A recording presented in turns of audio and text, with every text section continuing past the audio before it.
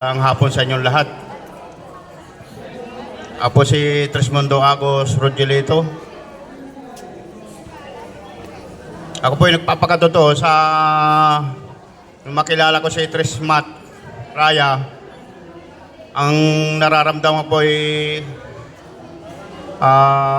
yung uric acid, yung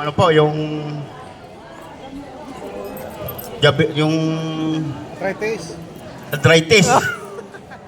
Hindi makaano yung paa. Puro maganto, tsaka yung minsan yung baraso. Sa tuwing papagamot po kayo kay Trismat, nasa ilang beses pabalik-balik, pag ako yung papagamot, nagaling. Ang problema pag uwi sa bahay, nabalik.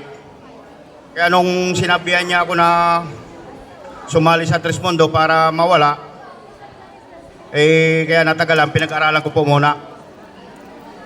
Dahil lahat naman tayo na sa mga bagay ay nagmimigative.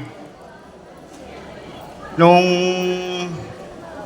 huling paggamot ko sa kanya nitong February, nagpasya na po ako na sumali sa Trismundo dahil lahat ng ni Mahal Agos, pinapanood ko po.